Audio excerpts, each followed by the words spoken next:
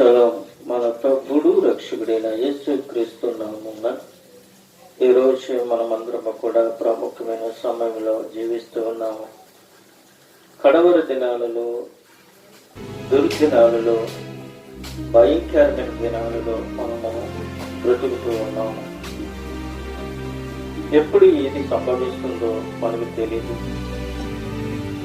ఆపద ఏ విధంగా మన మీదకి వస్తుందో అది మనకు తెలియదు.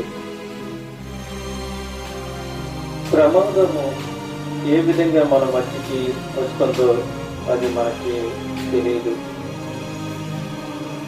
ఎందుకనంటే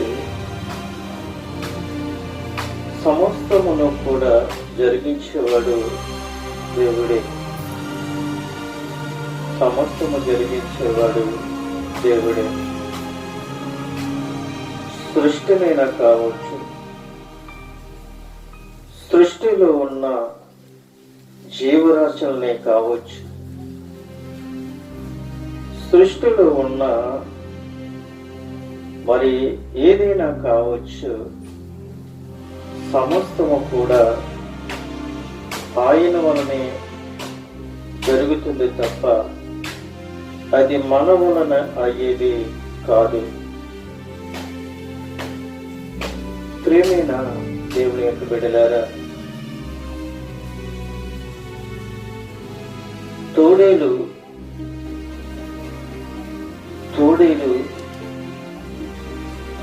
గొర్రెను ఎత్తుకుపోవడానికి ఎన్నో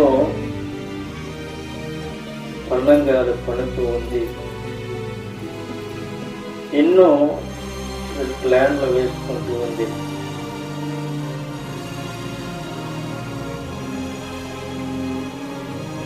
సింహము గొర్రెని ఎత్తుకుపోవడానికి సింహము ఆకలిని దాచుకుంటూ ఉంటాడు. గొర్రెపిల్ల ఎప్పుడు దొరుకుతుందా అని సింహము వేట పడుతూ ఎదురు చూస్తూ ఉంటుంది. అపవాదిగాడు మనం ఎప్పుడు దొరుకుతామా,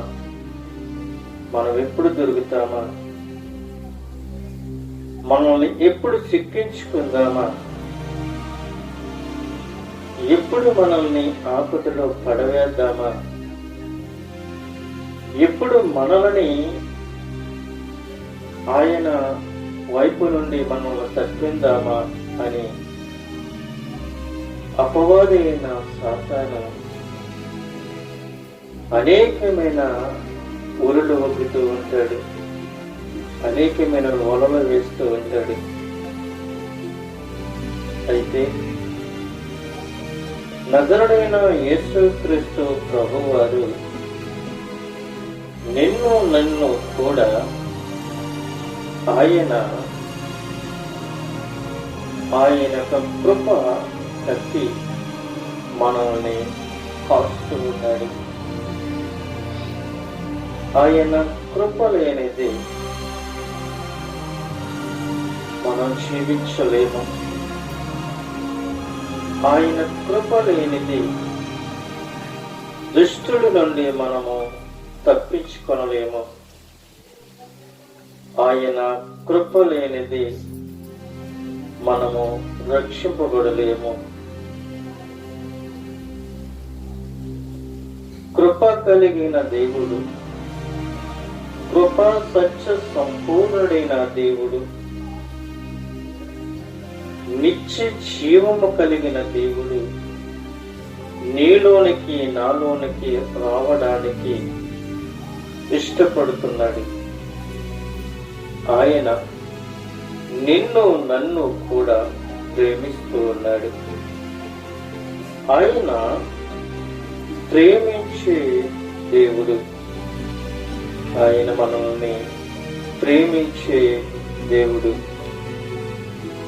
ప్రేమ శాశ్వతమైనది. ప్రేమకు అంతము లేదు. ప్రేమ స్వార్థము లేనిది. ప్రేమ అసూయని లేనిది. ప్రేమ నిన్ను నన్ను కూడా నడిపించేది. ఈ ప్రేమ ప్రవీణ యేసు క్రీస్తు యొక్క ప్రేమ. యేసు క్రీస్తు యొక్క ప్రేమ శాశ్వతమైనదని మనము తెలుసుకోవాలి. యేసు క్రీస్తు ప్రేమ శాశ్వతమైనది. ఈ యేసు క్రీస్తు యొక్క ప్రేమ ఏమై ఉన్నది అనంటే అంతము లేనిదై ఉన్నదని మనము గ్రహించుకోవాలి. ప్రియమైన దేవుని యొక్క బిడ్డలారా, చూడండి, పరిశుద్ధాత్మ దేవుడు కొన్ని విషయాలు మన ద్వారా ఆయన మాట్లాడుతూ ఉన్నాడు. యెహెజ్కేలు గ్రంథము 11వ అధ్యాయము 19వ వచనములో ఆయన ఒక మాటని మనకి తెలియపరుస్తూ ఉన్నాడు. వారు నా కట్టడలను నా విధులను అనుసరించి గైకొన్నట్లు నేను వారి శరీరములో నుండి రాతి గుండెని తీసివేసి వారికి మాంసపు గుండె ఇచ్చి వారికి ఏక మనసు కలిగజేసి వారి యందు నూతన ఆత్మను పుట్టింతును అంటున్నాడు. సైన్యములకు అధిపతైన యెహోవా దేవుడు, జీవము కలిగిన దేవుడు, జీవాధిపతి అయినంటూ ఉన్నాడు. నూతన ఆత్మను పుట్టింతును అంటున్నాడు. నూతనమైన ఆత్మ మనలోనికి పుట్టిస్తాను అని అంటున్నాడు. నూతనమైన ఆత్మ మనలోనికి ఎలాగా వస్తుంది అని ఒకసారి మనము జ్ఞాపకం చేసుకున్నట్లయితే ఆయన అంటూ ఉన్నాడు, రాతి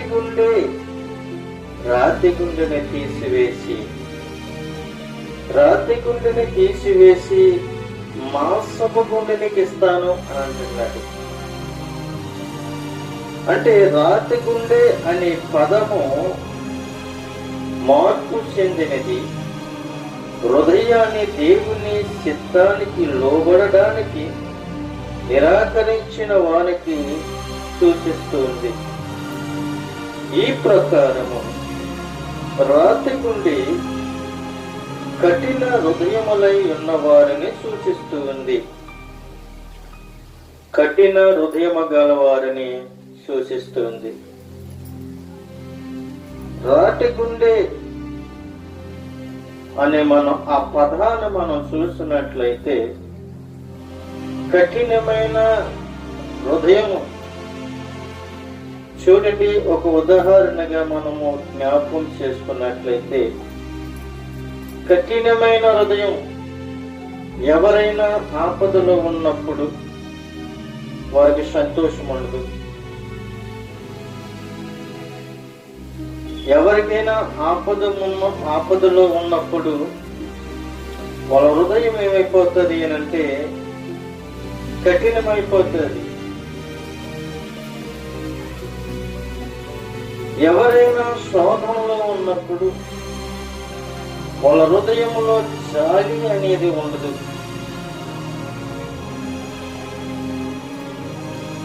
ఎవరైనా ఏదైనా ప్రమాదం జరిగినప్పుడు వారిలోకి ఏముండదు అంటే జాలి అనేది ఉండదు. కఠినముగా మారిపోతుంది వాళ్ళ హృదయం. వాళ్ళు అంటారు, వాడికి సంభవించవలసిందే, వాడికి దెబ్బలు తగలవలసిందే.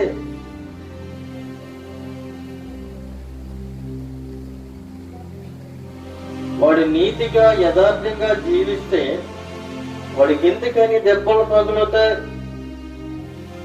అని కఠినంగా మాట్లాడుతూ ఉంటారు.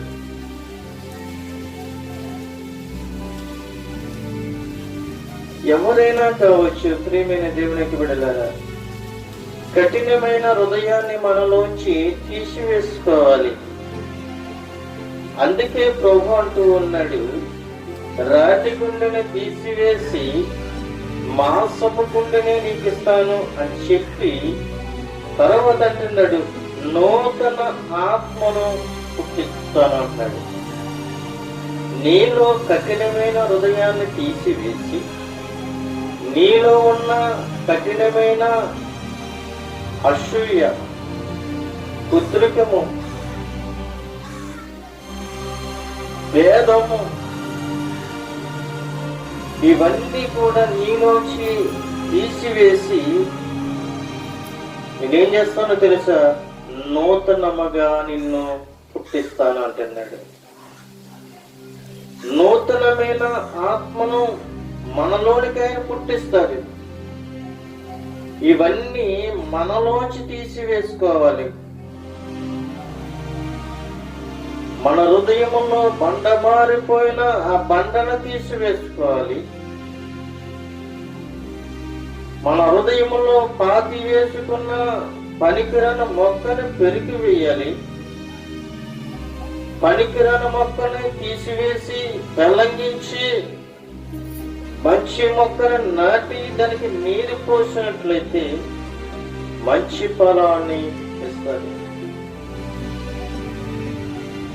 పనికిరాని చెట్టు కాడ ఆ పనికిరాని చెట్టు కాడ ఎన్ని ఎరువులు వేసి దానికంటే ఆ పనికిరాని చెట్టుని తీసివేసి అదే స్థలములో మంచి చెట్టుని పాతి దాన్ని పోషిస్తే మంచి ఫలాన్ని ఇస్తారు. అలాగే మనుష్యుడిలో నుండి ఆ యొక్క రాతి గుండెని తీసివేసి బండబారిపోయిన హృదయములను కరిగింపజేసి పరిశుద్ధపరిచి దాన్ని శుద్ధి చేసి దానిలోనికి నూతనమైన ఆత్మను పుట్టిస్తాను అని పరిశుద్ధాత్మ దేవుడు బయలుపరుస్తూ ఉన్నాడు.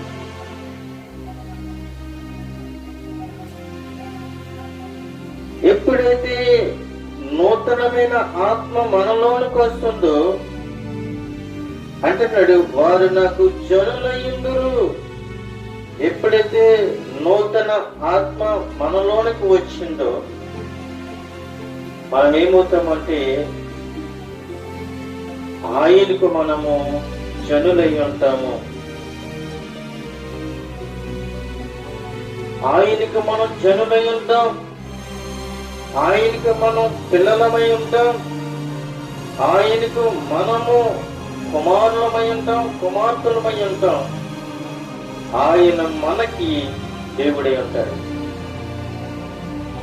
ఎప్పుడైతే నూతన ఆత్మ మనలోనికి వచ్చిందో మనము ఆయన పిల్లలమై ఉంటాం. ఆయన మనకు దేవుడై ఉంటాడు.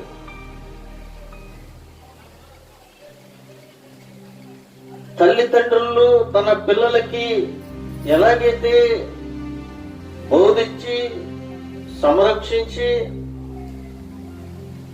ఒక నిబంధనగా వాళ్ళు తీర్చిదిద్దాలి అని ఎలాగైతే తలంపులు కలిగి ఉంటారు, అలాగే ప్రభువైన యేసుక్రీస్తు, నజరేయుడైన యేసుక్రీస్తు, లోకరక్షకుడైన యేసుక్రీస్తు ఏమై ఉన్నాడు అనంటే మనకి దేవుడై ఉన్నాడు.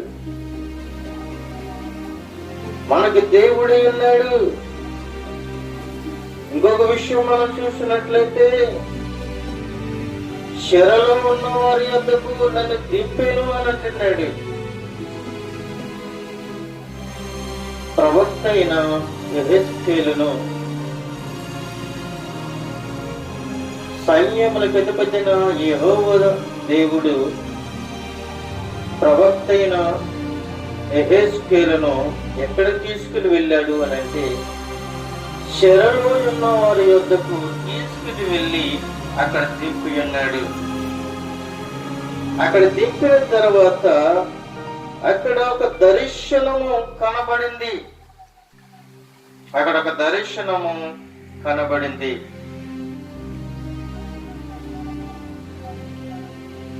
ఏంటి దర్శనము అనంటే, చెరలో ఉన్న వారికి నేను తెలియజేసి తిని. ఏమని తెలియజేస్తూ ఉన్నాడు ఈయనంటే, అనేకమైన విషయాలు తెలియపరుస్తూ ఉన్నాడు. దేవుడు చెరలో ఉన్న వారి యొద్దకు యెహెజ్కేలు అనే ప్రవక్తను పంపించి అనేకమైన విషయాలు ఆ చెరలో ఉన్న వారికి బోధిస్తూ ఉన్నాడు. ఏ చెరలో నువ్వు జీవించినప్పటికీ, ఏ చెరలో ఉన్నప్పటికీ, ఏ బందికారములో ఉన్నప్పటికీ, ఏ చెరసాలలో ఉన్నప్పటికీ, నీ యొద్దకు ఒక వ్యక్తిని పంపించగల సమర్థుడు నా ప్రభువైన యేసుక్రీస్తు. ఆపదలో అనే చెరలో ఉన్నావా? శోధలో అనే చెరలో నువ్వా? సాతాను యొక్క చెరలోను ఉన్నావా? మరణం అనే చెరలోను ఉన్నావా? కుటుంబం అనే చెరలోను ఉన్నావా? ఎందుకు పనికిరాని చెరలోను ఉన్నావా? ఆయన అడుగుతూ ఉన్నాడు. ఏ చెరలో ఉన్నప్పటికీ కూడా నీకు నేను బోధించగలిగిన మాటలని మీకు నువ్వు బోధిస్తాను. ఏ చెరలో ఉన్నప్పటికీ కూడా నేను మిమ్మల్ని విడిపిస్తాను అని అంటున్నాను. అయితే చెరలో ఉన్న వారి వద్దకు పంపిన తర్వాత వాళ్ళు ఎలాగున్నారు అనంటే,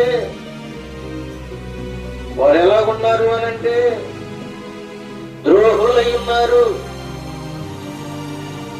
వాళ్ళు ఏమై ఉన్నారు అనంటే, ద్రోహులై ఉండి చూసి కన్నులు కలిగి చూడకై ఉన్నారు, విని చెవులు కలిగి వినకై ఉన్నారు అంటున్నాడు. యెహెజ్కేలు గ్రంథంలో 12వ అధ్యాయము 2వ వచనం అంతా కూడా మనం చదువుకుంటే, వాళ్ళు ఏమై ఉన్నారంటే వారు ద్రోహులై ఉన్నారని చెప్తూ ఉన్నాడు. వాళ్ళు ద్రోహులై ఉండటమే కాదు, చూసే కళ్ళు చూడకై ఉన్నారు, వినే చెవులు కలిగి వినకై ఉన్నారు. వాళ్ళు చూస్తూనే ఉన్నారు, కానీ కళ్ళు లేని వారుగా జీవించినట్లుగా జీవిస్తూ ఉన్నారు. వింటూనే ఉన్నారు, చెవులు లేని వారుగా మరి వింటూ ఉన్నారు. వారి యొద్దకు పంపించాడు ప్రియమైన దేవునికి బిడ్డలారా. వాళ్ళు వింటారేమని పంపిస్తూ ఉన్నాడు. వాళ్ళు వినట్టుగా వింటున్నారు కానీ వినలేకపోతూ ఉన్నారు. వాళ్ళు చూస్తున్న వారుగా ఉంటున్నారు కానీ చూడలేకపోతూ ఉన్నారు. ఈ రోజునే నిజంగా దేవుని యొక్క వాక్యం చదివిస్తూ ఉంది. వాక్యం చదువుతూ ఉన్నారే గాని, వాక్యం వింటూనే ఉన్నారే గాని దాన్ని గ్రహింపలేకపోతూ ఉన్నారు. వాక్యాన్ని హృదయంలో పెట్టుకోలేకపోతూ ఉన్నారు. ఉదయం మొదలుకొని సాయంకాలం లోపు వాళ్ళ కష్టంతో జీవిస్తూ ఉన్నారే గాని, వాళ్ళ కష్టాన్ని అనుభవిస్తూ ఉన్నారే గాని సుఖాన్ని వాళ్ళు జీవించలేకపోతున్నారు, సుఖాన్ని పెట్టుకోలేకపోతున్నారు. ఈ రోజున కూడా మనం అలాగే ఉన్నాం. ఈ రోజున కూడా హృదయాలు బండబారిపోని, చెవులు మందకిలిపోని, కళ్ళు చూడలేకపోతూ ఉన్నాయి. ఉంటే కళ్ళున్నాయి కానీ ఉపయోగం లేదు. ఉండటానికి చెవులున్నాయి, ఉపయోగం లేదు. ఉండటానికి మనసు ఉంది కానీ ఉపయోగం లేదు. మాట్లాడటానికి నోరుంది కానీ ఉపయోగం లేదు. నడవడానికి కాళ్ళున్నాయి కానీ ఉపయోగం లేదు. చేయడానికి చేతులున్నాయి కానీ ఉపయోగం లేదు. దేవుడు నిన్ను ప్రతి దానికి సృష్టించాడు. నిన్ను సృష్టించింది నీకు ప్రాణం పోసింది, నిన్ను జీవింపజేసింది నీ కొరకు కాదు, నీవు దేవుని కొరకే. నీవు దేవుని కొరకు జీవిస్తున్నావో లేదో ఒకసారి పరిశీలన చేసుకోమని ప్రభు సెలవిస్తూ ఉన్నారు. ప్రియమైన దేవుని యొక్క బిడ్డలారా, ఆయన అంటూ ఉన్నాడు, నూతన ఆత్మను పుట్టిస్తాను అని చెప్తూ ఉన్నాడు. దినములు జరిగిపోతున్నవి అని చెప్తూ ఉన్నాడు. దినములు జరిగిపోతున్నాయి అని చెప్తూ ఉన్నాడు. అది యెహెజ్కేలు గ్రంథము 12వ అధ్యాయము 22వ వచనంలో మనం చూసినట్లయితే, నరపుత్రుడా, దినములు జరిగిపోతున్నవి అంటున్నాడు. దినములు జరిగిపోతూ ఉన్నాయి, రోజులు జరిగిపోతూ ఉన్నాయి, వారాలు జరిగిపోతూ ఉన్నాయి, నెలలు జరిగిపోతూ ఉన్నాయి, సంవత్సరం జరిగిపోతున్నాయి. గమనించుకోమని ప్రభు సెలవిస్తూ ఉన్నాడు. నజరుడైన యేసుక్రీస్తు అయ్యంటూ ఉన్నాడు, పరిశుద్ధాత్మ దేవుడు, సైన్యములకైన దేవుడు అంటూ ఉన్నాడు, దినములు జరిగిపోతున్నవి, దినములు జరిగిపోతున్నవి, ప్రతి దర్శనమును దగ్మవుతున్నది అని ఇశ్రాయేలు దేశంలో మీరు సెలవిచ్చినది ఏమనగా, ఇక మీదట ఇశ్రాయేలులో ఎవరును ఈ సామెత పలకకుండగా నేను దానిని నిర్ధకము చేసేదను గనుక నీవు వారితో ఇట్లనము అంటూ ఆయన అంటూ అన్నాడు. దినములు వచ్చిస్తున్నవి అని అంటున్నాడు. ఇక్కడ ఏమంటున్నాడు? దినములు జరిగిపోతున్నవి అని చెప్తూ కిందకు వచ్చిన తర్వాత దినములు వచ్చిస్తున్నవి, దినములు జరిగిపోతూ ఉన్నవి, దినములు వచ్చిస్తున్నవి. ఈ రోజుని నీకు 20 సంవత్సరాలేమో, ఎవరి కాలంలో ఉన్నవేమో, దేవుడు నిన్ను ఎందుకని ఏర్పాటు చేసుకున్నాడో ఒక్కసారి జ్ఞాపకం చేసుకో. ఎందుకనంటే ప్రియమైన దేవుని యొక్క బిడ్డలారా,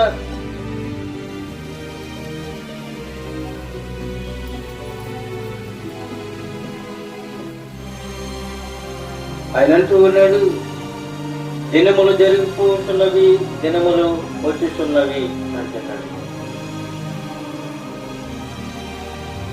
దినములు నీ వయస్సుని దాటిపోతూ ఉన్నది. ఈ సంవత్సరం నీ వయసు 20 అయితే వచ్చే సంవత్సరము 21, మళ్ళీ సంవత్సరం 22, ఇలాగా నీ దినములు జరిగిపోతున్నాయి గాని మళ్ళీ నీవు వెనక్కి వెళ్ళలేకపోతూ ఉన్నావు. నీ వయస్సు పెరుగుతూ ఉందే గాని తరుగుతూ ఉందే గాని, పెరిగే కొలది నీ వయస్సు తరుగుతుందే గాని నువ్వు బాలుడు కాదే. బాలుడు ఉండవలసిన, బాలుడు నడవలసిన త్రోవ వాడికి నేర్పాలి. ఈరోజు ఎంతమంది పిల్లలకి దేవుని యొక్క వాక్యాన్ని బోధిస్తూ ఉన్నాం, వాళ్ళ త్రొట్టిల్లిపోవటానికి కారణము, వాళ్ళ త్రొట్టిల్లిపోవటానికి కారణము తల్లిదండ్రులమైన మనమే. వారికి వాక్యాన్ని బోధించలేకపోతూ ఉన్నాం. దేవుని సన్నిధిలో వాళ్ళని నడిపింపలేకపోతూ ఉన్నాం. వాళ్ళ శిక్షలోకి వెళ్ళిపోయినప్పుడు, బోధ నుంచి తొలగిపోయినప్పుడు, ఆపదలో పడిపోయినప్పుడు, శోధనలో పడిపోయినప్పుడు, శిక్షలో పడిపోయినప్పుడు, అప్పుడు మనం ఏడుస్తాం, అయ్యో నా పిల్లలారా అని ఏడుస్తాం. అలాగే పాపంలో పడిపోయినప్పుడు, శోధనలో పడిపోయినప్పుడు, అపవిత్రలో పడిపోయినప్పుడు, శిక్షలో పడిపోయినప్పుడు, ఊబులో కూరుకుపోయినప్పుడు, అయ్యో నా పిల్లలారా అని ఆయన ఏడుస్తూ ఉన్నాడు. నీ కొరకు, నా కొరకు. మన తల్లిదండ్రులు మన కొరకు ఎలాగైతే ఏడుస్తూ ఉన్నారు, మన కొరకు కూడా ప్రభువైన యేసుక్రీస్తు ఆయన యొక్క కళ్ళల్లోంచి నీరు కారుతూ ఉంది. నూతన ఆత్మను పుట్టింతును అన్న మొదటి మాట మనం చూసాం. దినములు జరిగిపోతున్నవి అన్న మాట మనం చూసాం. దినములు వచ్చిస్తున్నవి అన్న మాట మనం చూస్తూ ఉన్నాం. ప్రియమందరికి బిడ్డలారా, మూడో మాట మనం చూసినట్లయితే, నేను ఇచ్చు మాట ఆలస్యము లేక జరుగును అంటున్నాడు. అది యెహెజ్కేలు గ్రంథము 12వ అధ్యాయము 25వ వచనములో ఇలాగ రాయబడి ఉన్నది. యెహోవానైన నేను మాట ఇచ్చుచున్నాను, నేను ఇచ్చు మాట ఇకు ఆలస్యము లేక జరుగును. తిరుగుబాటు చెయ్యవారులారా, మీ దినములలో నేను మాట ఇచ్చి దాన్ని నెరవేర్చెదను. ఇది ప్రభువైన యెహోవా వాక్కు అంటున్నాడు. నేను ఇచ్చు మాట ఆలస్యము లేక జరుగును. మీ దినములలో నేను మాట ఇచ్చి దానిని నెరవేర్చుదును అని అంటున్నాడు. మీ దినములలో నేను మాట ఇచ్చి దానిని నెరవేర్చుదును. ఆయన మాట ఇచ్చి మాట తప్పని దేవుడు. ఆయన ఏదైనా మాట ఇస్తే ఆయన ఆలస్యం చేయడండి. ఎందుకంటే అబ్రహామును మనం జ్ఞాపకం చేసుకోవాలి, సారాను మనం జ్ఞాపకం చేసుకోవాలి. ఆయన వాగ్దానం చేశాడు, వృద్ధాపంలో నీవు పిల్లలను కంటావు అని చెప్పాడు.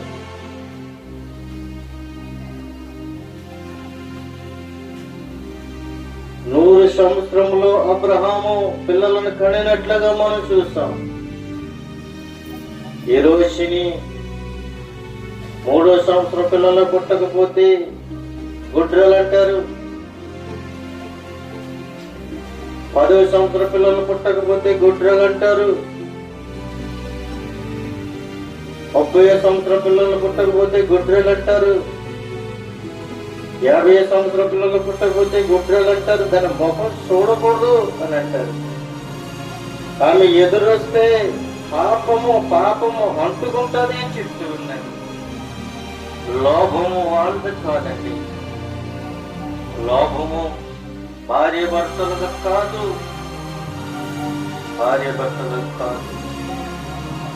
ఆయన యొక్క సంకల్పం ద్వారాగా దేవుడు అగర్భాన్ని తెరుస్తాడు. ఆయన మాట ఇచ్చిన దేవుడు, ఆయన ఆలస్యం చేయడు.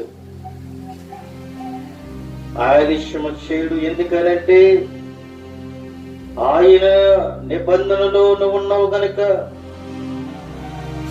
ఆయన ఆలస్యం చేయలేడు కూడా. ఆయన ఏ టయాన్ని నీకు గర్భఫలం ఇవ్వాలో, ఏ టయాన్ని నీకు మంచి కుమార్తెలు ఇవ్వాలో అది దేవునికి తెలుసు. కంగారు పడిపోయినంటారా అని పిల్లలు పుట్టారండి. ఎందుకనంటే దేవుడి యొక్క సంకల్పము, దేవుడు ఏదైనా ఇస్తాడు అని అంటే అది శాశ్వతమైనదే ఇస్తాడు. దేవుడు ఏది ఇచ్చినా అది శాశ్వతమైనదే ఇస్తాడు. అది పనికిరాంది కాదు ఆయన ఇచ్చేది. పనికిరాంది ఇచ్చేది సాతానుగాడే. చాలా మంది అంటారు వాళ్ళు అలాగున్నారంటే మేము ఎలాగున్నామండి, వాళ్ళే సంతోషంగా జీవిస్తున్నారు, మేము ఎన్ని చేసినప్పుడు కూడా మాకు కష్టాలే అని అంటారు. ప్రియమైన దేవునికి బిడ్డలారా, కష్టం వచ్చినంత రాని, బాధలు వచ్చినంత రాని దేవుడిని విడిచిపెట్టినట్టు కాదు. కష్టం వచ్చినప్పుడే ప్రభుని స్తుతించాలని, బాధ వచ్చినప్పుడే ప్రభుని స్తుతించాలని, రోదన వచ్చినప్పుడే రోధించాలని, ప్రభు నీకు దగ్గరగా ఉన్నట్టు లెక్క. అంతే తప్ప వాళ్ళే బాగున్నారండి, వాళ్ళే సంతోషంగా ఉన్నారండి, వాళ్ళే ఆనందంగా జీవిస్తూ ఉన్నారండి, వాళ్ళే మంచి బట్టలు కట్టుకున్నారండి, వాళ్ళే బాగా తాగుతూ ఉన్నారండి, బాగా తిరుగుతూ ఉన్నారండి, బాగా గంతులు వేస్తున్నారండి, ఇది కాదు మనం చెప్పుకునేది. దాంట్లో ఆనందం ఉంది, సంతోషం ఉంది, అన్నీ ఉన్నాయి. మరణము కూడా అలాగే చందల కాడే వస్తుంది. కానీ నా ప్రభువైన యేసుక్రీస్తు అది కాదు. నా ప్రభువైన యేసుక్రీస్తు అంటున్నాడు, అది కాదు మీకు కావలసింది. ఆపదలో ఉన్నప్పుడు నన్ను స్తుతించండి, బాధలో ఉన్నప్పుడు నన్ను స్తుతించండి. నేను మాట ఇచ్చేవాడును, ఆలస్యం చేయను. ఎందుకనంటే మీ దినములలో నేను మాట ఇచ్చి దాన్ని నెరవేర్చేవాడును అని అంటున్నాను. మీ దినములలో 20 సంవత్సరంలో నీకు మాట ఇచ్చాడేమో, ఆయన మాట ఇచ్చిన దేవుడు ఆయన నెరవేర్చుకుంటే, ఆయన ఇచ్చింది శాశ్వతమైనది ఇస్తాడు గాని రోగిష్ఠత గాని బలహీనత గాని ఆయన ఎవనే దేవునికి బిడ్డలారా. ఆయన మరి యొక్క మాట అంటూ ఉన్నాడు, నేను మీకు విరోధిని అని అంటున్నాడు. నేను మీకు విరోధిని అని ఎందుకని అంటున్నాడు తెలుసా ప్రియమైన దేవునికి బిడ్డలారా? అదే యెహెజ్కేలు గ్రంథము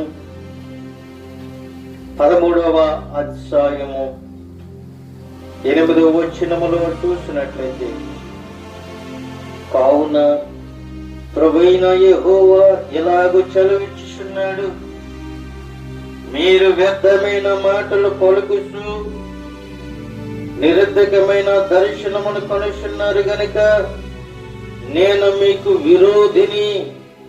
ఇది ప్రభువు యెహోవా వాక్కు అని అంటున్నాడు. ఏమంటున్నాడు? మనము నేను మీకు విరోధిని అని ఎందుకని అన్నాడో తెలుసా? మనకి ఆయన విరోధి కావడానికి కారణము మనము ఏమై ఉన్నామో తెలుసా? వ్యర్థమైన మాటలు పలుకుతూ ఉన్నామంట. వ్యర్థమైన మాటలు పలుకుతున్నాం, నిరర్ధకమైన దర్శనమును కనుస్తూ ఉన్నాం. పనికిరాని దర్శనాలు, వ్యర్థమైన మాటలు మనము పలుకుతూ ఉన్నాం. అలాగే శోధగాలి యొద్దకు మనం పరిగెడుతూ ఉన్నాం, శోధులు చెప్పించుకుంటున్నాం,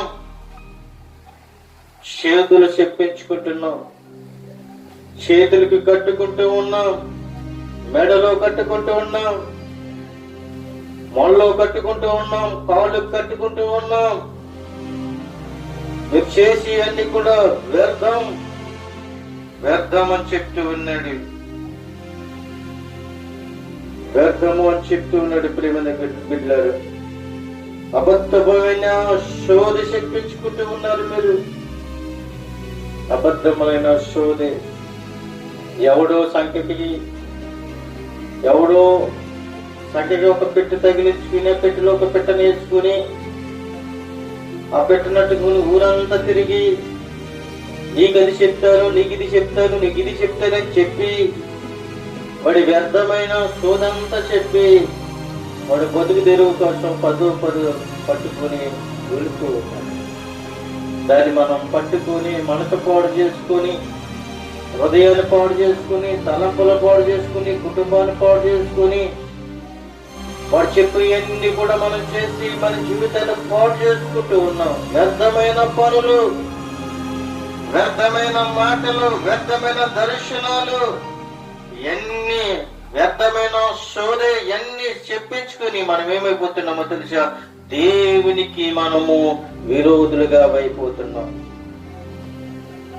దేవునికి విరోధంగా అయిపోతున్నాం. నేను మీకు విరోధులని చెప్తూ ఆయన అంటుంటే మరి ఒక మాట అంటున్నాడు, నేను పగవాడును అని అంటున్నాడు. ఇవన్నీ చెప్పించుకుంటే నేను మీకు పగవాడిని, మీరు నాకు బిడ్డలై ఉన్నారు, మీరు నాకు కుమారులై ఉన్నారన్న మాటకి ఇక్కడ ఏమంటున్నాడు తెలుసా? నేను పగవాడును అంటున్నాడు. నేను పగవాడునని చెప్పి నా జనులు సభలోనికి రారు, ఇశ్రాయేలు సంఖ్యలో చేరిన వారు కాకపోరు, వారు ఇశ్రాయేలు దేశంలోనికి తిరిగి రారు. అప్పుడు నేను ప్రభువైన యెహోవానని మీరు తెలుసుకుందురు. ఆయన అంటున్నాడు, నేను మీకు విరోధి, నేను పగవాడును అని చెప్తున్నాడు. అని ఖచ్చితంగా చెప్తున్నాడు. నేను మీకు విరోధిని, మీ బాబు మాటలను బట్టే నేను మీకు విరోధిని, మీ చేతలను బట్టే మీకు విరోధిని, మీ తలంపులను బట్టే మీకు విరోధిని, మీ నడవడికలను బట్టే మీకు విరోధిని, మీ శరీరం బట్టే నేను విరోధిని, మీ అబద్ధములను బట్టే నేను విరోధిని. ప్రియమైన దేవునికి బిడ్డలారా, మీకు విరోధిని కావడానికి కారణమేమిటో తెలుసా? వ్యర్థమైన మాటలు, వ్యర్థమైన మాటలు. ప్రియమైన దేవునికి బిడ్డలారా, వ్యర్థమైన మాటలు, వ్యర్థమైన తలంపులు అన్ని కూడా చూసి మీరందరూ కూడా ఏమైందంటే నేను మీకు విరోధనైపోయాను అని చెప్తూ ఉన్నాను. ఆయన ఇంకొక మాట మనకి సెలవిస్తూ ఉన్నాడు. ఆయన మనకి ఇంకొక మాట మనకి సెలవిస్తున్నాడు. ఏ దేశమైతే నా దృష్టికి పాపము చేసినదో దానికి నేను విరోధిని అంటున్నాడు. ఏ దేశమైతే నా దృష్టికి పాపము చేసినది దానికి నేను విరోధిని అని చెప్తూ ఉన్నాడు. యెహెజ్కేలు గ్రంథము 14వ అధ్యాయము 13వ వచనములో మనం చూసినట్లయితే ఆయన మాట్లాడుతూ ఉన్నాడు. చూడండి, యెహెజ్కేలు గ్రంథము 14వ అధ్యాయము 13వ వచనం మనం చదువుకున్నట్లయితే ఆ మాట ఇక్కడ కనబడుతూ ఉంది. నరపుత్రుడా, ఏ దేశమైతే విశ్వాసఘాతకమైన నా దృష్టికి పాపము చేసినదో దానికి నేను విరోధిని, ప్రాణధారముగా ఆహారము లేకుండా చేసి కరువు పంపి మనుష్యులను పశువులను నిర్మూలన చేయదను అని అంటున్నాడు. నా దృష్టికి పాపము చేసినదో దానికి నేను విరోధిని అని చెప్తూ ఉన్నాను.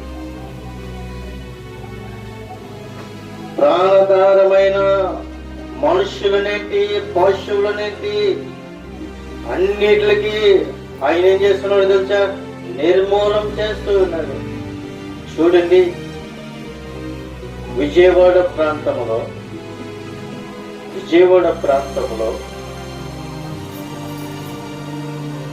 చాలా భయంకరమైన వరద నీరు. అవతల నుంచి యువతలకు రావడానికి లేదు, యువతల నుంచి అవతలికి వెళ్ళడానికి లేదు. నైట్ ఎంతమంది ప్రజలు చనిపోయారో ఊహించలేము, లెక్క కట్టలేదంట. లెక్క కడితే చాలా రోదన శోధనలు వినబడతాయని వారు లెక్క కట్టలేదంట. ప్రియమని లెక్కబెట్టారు.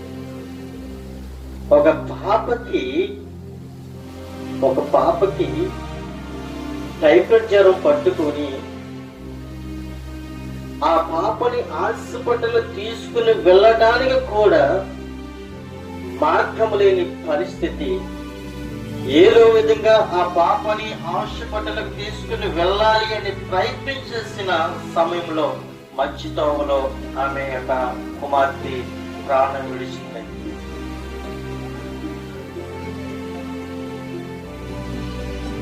ఎంత దుఃఖకరమో, ఎంత దుఃఖ దినాలలో బ్రతుకుతున్నాం మనం.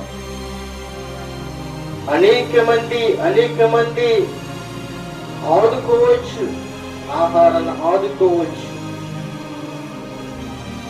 నీరుని ఇచ్చి ఆదుకోవచ్చు, బట్టలు ఇచ్చి ఆదుకోవచ్చు.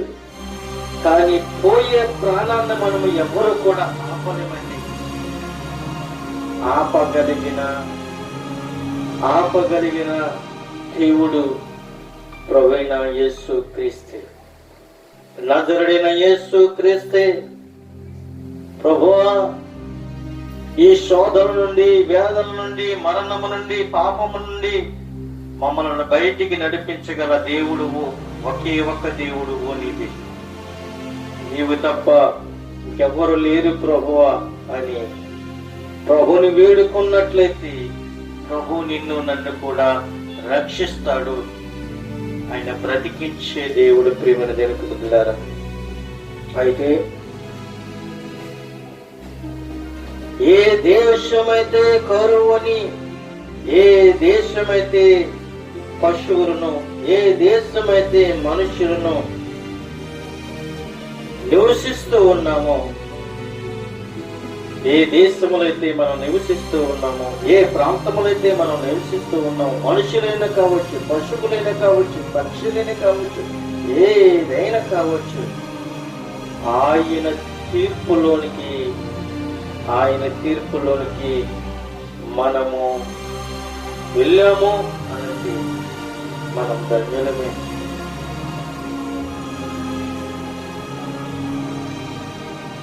ఒకటి పాతాళం కనబడుతుంది, ఒకటి పరలోకం కనబడుతూ ఉంది.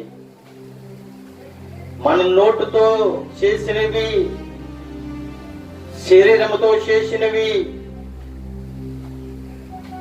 ఆయన తీర్పు తీర్చినప్పుడు మనం నరకములోనిక స్వర్గములోనిక మనకి తెలియపరుస్తూ ఉంది.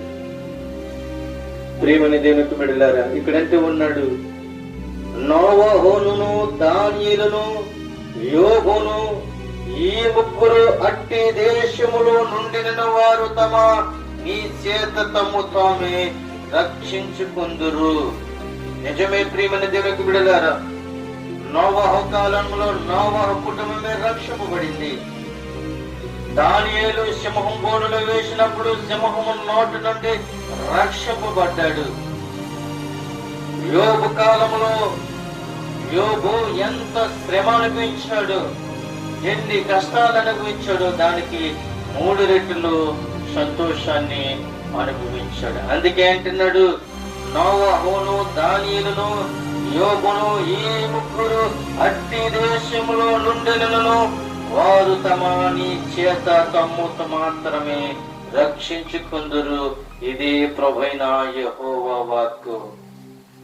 బాటసారులు సంచరింపకుండా ఆ దేశములో నిర్జమైన పాడగునట్లు నేను దాని మీదకి దుష్ట మృగములను రప్పింపగా ఆ ముగ్గురు దానిలో ఉండినను ఆ దేశము పాడైపోను.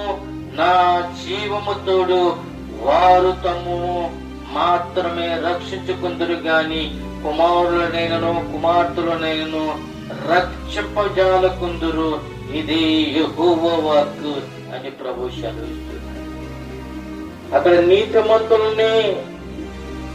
నీతిమంతుల్ని జ్ఞాపకం చేసుకున్నాడు గాని అక్కడ 2 వారాలను జ్ఞాపకం చేసుకోవాలి గాని ప్రభు సెలవిస్తున్నాడు. మనుషులకు పశువులకు కరువు ప్రాప్తవిస్తాది అని చెప్తున్నాడు. ఇంకొక మాట మనం చూస్తున్నట్లయితే యెహోవానగు నేను ఘనమైన చెట్టును అని అంటున్నాడు.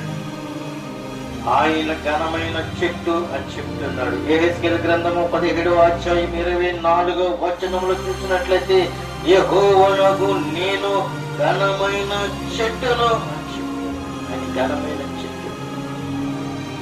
ఏదైనా ఒక చెట్టు పాతినప్పుడు ఆ చెట్టు ఏమవుతుందో తెలిసే మంచి ఫలాలను ఇస్తుంది. అలాగే నా ప్రభువైన యేసుక్రీస్తు జీవము కలిగిన దేవుడు, సైన్యములకు అధిపతి యెహోవా దేవుడు, నజరుడైన యేసుక్రీస్తు ఏమై ఉన్నాడు అంటే ఘనమైన చెట్టుగా మనకు కనబడుతూ ఉన్నాడు.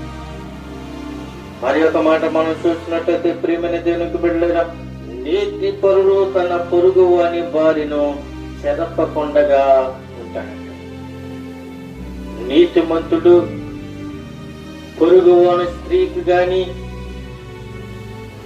పొరుగు అని భార్య జోలికి గాని,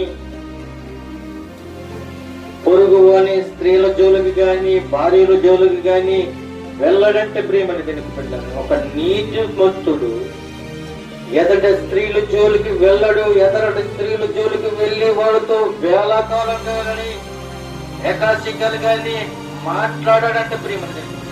నీతిమంతుడు ఒక స్త్రీ జోలికి వెళ్ళడు, ఆమెతో ఏళాకాలం వాడడు,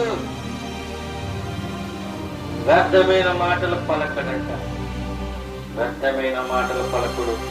యెహెజ్కేలు గ్రంథము 18వ అధ్యాయము 5-6 వచనంలో చదువుతుంటే అక్కడ క్లియర్ గా కనబడుతూ ఉంది. నీతి పరుడు తన పొరుగు వాని భార్యను చెరపకుండగా ఉంటాడంట. ఆ స్త్రీ జోలికి వెళ్ళడంటే ప్రియమైన దేవుని బిడ్డలారా, నీతిమంతుడు స్త్రీ జోలికి వెళ్ళడు. స్త్రీలను గౌరవిస్తాడు. నీతిపరుడు స్త్రీలను గౌరవిస్తాడు. నీతిమంతుడు తన భార్యను గౌరవిస్తాడు. నీతిపరుడు తన చెల్లిని గౌరవిస్తాడు. నీతిపరుడు తన కుటుంబాన్ని ప్రేమిస్తాడు. నీతిపరుడు తన పొరుగు వారి భార్యను గౌరవిస్తాడు. నీతిమంతుడు నీతిగా యథార్థంగా జీవిస్తాడు. వాడు నీతిపరుడు. ప్రేమించుకుంటాడు.